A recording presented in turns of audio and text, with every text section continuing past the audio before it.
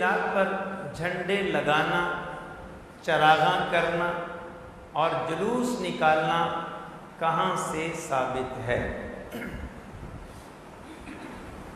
یہ بھی عام طور پر عوام اور وہ عوام کہ جو امت کے اندر کوئی انتشار کا باعث بننا چاہتے ہیں، ایسے سوالات کرتے ہیں۔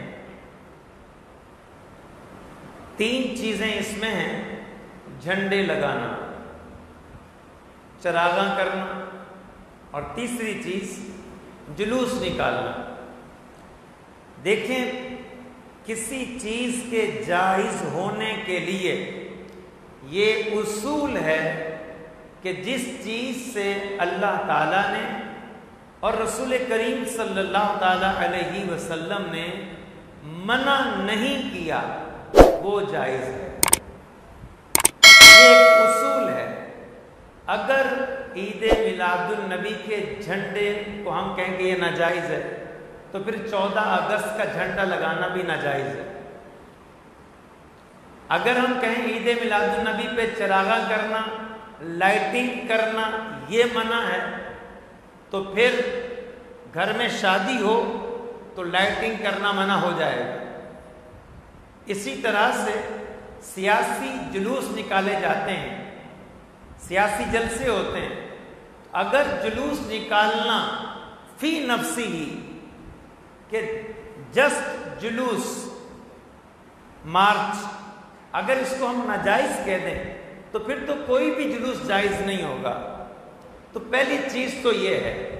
اب ایک اور اعتبار سے دیکھتے ہیں کہ جھنڈے لگانا، تو اس کے متعلق امام علامہ جلال الدین سیوطی شافعی رحمۃ اللہ علیہ اور دیگر بزرگوں نے ایک روایت یہ نقل کی ہے کہ جب نبی کریم علیہ السلام دنیا میں تشریف لائے تو حضرت جبریل امین علیہ السلام 3 جھنڈے لے کر آسمان سے دنیا کی طرف آئے۔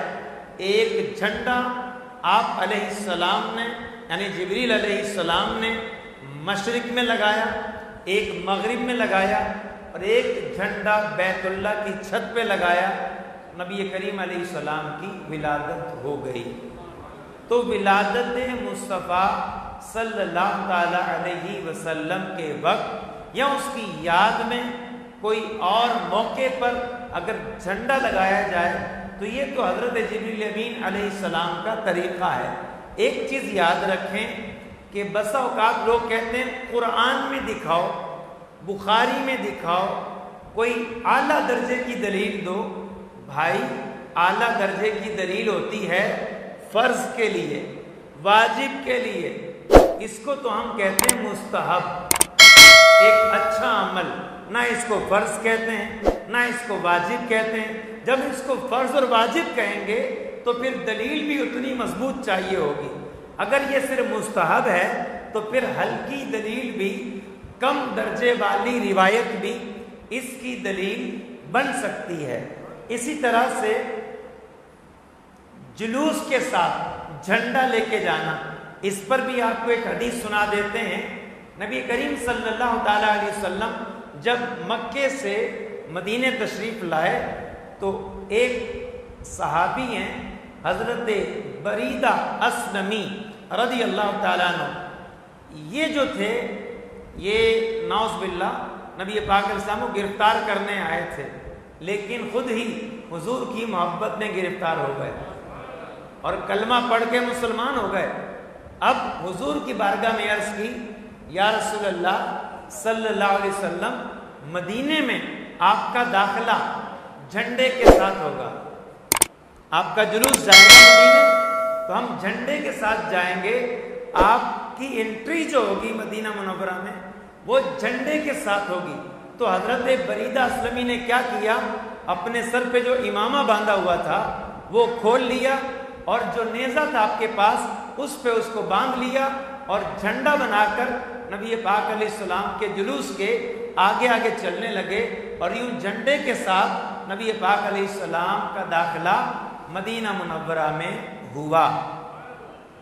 ایک اور چیز کہ جب نبی پاک علیہ السلام داخل ہو رہے تھے نا مدینے میں، تو صحیح مسلم شریف میں بھی حدیث ہے اور بھی دیگر کتابوں میں حدیث موجود ہے، نبی کریم علیہ السلام جب تشریف لے گئے نا، تو جو قبیلہ تھا نا نبی پاک علیہ السلام کے ننیال، یعنی حضور علیہ السلام کی والدہ کا جو قبیلہ تھا، بنو نجار کہلاتے تھے وہ، تو بنو نجار کی چھوٹی بچیوں نے استقبال کیا اور ایک نعت پڑھی، آج بھی بڑی مشہور ہے، طلع البدر علینا من ثنیات الوداع واجب الشکر علینا ما دعا للہ داعی، کہ یہ کلمات نعت کے کلمات پڑھ کر قبیلہ بنو نجار کی نابالغ بچیوں نے نبی پاک علیہ السلام کا استقبال کیا۔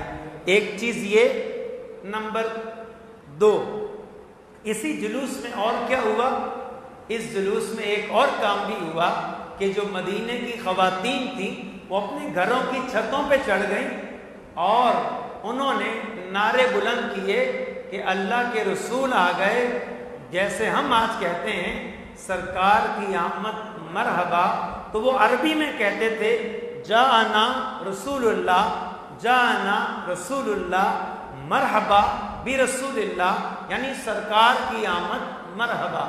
تو صحابہ کرام نے بھی نبی پاک علیہ السلام کے مدینے میں، انصار نے، وہاں کے لوگوں نے حضور کی تشریف آوری پر اس طرح کے نعرے لگائے اور عورتوں نے چھتوں پہ چڑھ کر نبی پاک علیہ السلام کو خوش آمدید کہا۔ تو یہ یا محمد یا رسول اللہ یہ بھی وہ پڑھتے تھے۔ تو ایک تو چیز یہ ہے جھنڈے لگانا، نمبر 2 جلوس، جھنڈے کے ساتھ جلوس، اس میں نعرے لگانا، یہ سب پرانی چیزیں ہیں، صحابہ کرام کے دور میں یہ چیزیں پائی جاتی تھی اور یہ عمل احادیث میں موجود ہے۔ ایک چیز رہ گئی، چراغاں کرنا، لائٹنگ کرنا، اس پر بھی امام سیرت حلبیہ میں اور سبل الہدی والرشاد میں اور دیگر حدیث کی کتابوں میں یہ روایات موجود ہیں۔ نبی کریم علیہ السلام جب پیدا ہوئے تھے تو وہاں جو خواتین موجود تھیں، جنہوں نے دایا کا کام کیا، دائی کا کام ہوتا ہے، میٹرنیٹی ہوم میں ڈاکٹر ہوتی ہے گائنی کی، تو اسی طرح پرانے زمانے میں جس طرح بچوں کی ولادت ہوتی تھی تو خاص چند ایک دو خواتین ہوتی تھیں کہ بچے کی ولادت میں وہ مدد کرتی تھی۔ تو ان عورتوں میں سے جو موجود تھیں، ایک خاتون کا بیان ہے، جب نبی پاک علیہ السلام پیدا ہوئے تو میں نے کیا دیکھا، آسمان کے ستارے اتنا نیچے آ گئے، مجھے ڈر لگنے لگا کہ کہیں میرے اوپر گر نہ پڑیں۔ یہ کیا ہے؟ گویا کہ جب حضور کی ولادت ہوئی اللہ پاک نے ستاروں کو نیچے کر کے چراغاں فرما دیا، ستاروں کے ذریعے سے لائٹنگ کر دی۔ اور ایک اور حدیث سنیے، ایک روایت سنیے، حضرت آمنہ نبی پاک علیہ السلام کی والدہ ماجدہ، آپ فرماتی ہیں جب نبی کریم علیہ السلام پیدا ہوئے، فرماتی ہیں خرج منی نور اضاءت لہ قصور الشام، فرماتی ہیں جب حضور پیدا ہوئے تو مجھ سے ایسا نور نکلا جس سے میں مکے میں تھی، شام تک کے محلات روشن ہو گئے اور میں نے شام کے محلات مکے میں اپنے گھر سے دیکھ لیے۔ تو یہ جو نور ہے نبی پاک علیہ السلام کی پیدائش پر، یہ کس نے ظاہر کیا؟ اللہ پاک نے ظاہر کیا۔ ستاروں کو نیچے کس نے کیا؟ اللہ پاک نے کیا۔ گویا کہ چراغاں کرنا، لائٹنگ کرنا یہ رب العالمین کا طریقہ ہے، اور اس کے بندے اس کے محبوب کے دنیا میں آنے کے دن کو سیلیبریٹ کرتے ہیں اور اپنی طاقت کے مطابق چراغاں کرتے ہیں اور خوشی کا اظہار کرتے ہیں۔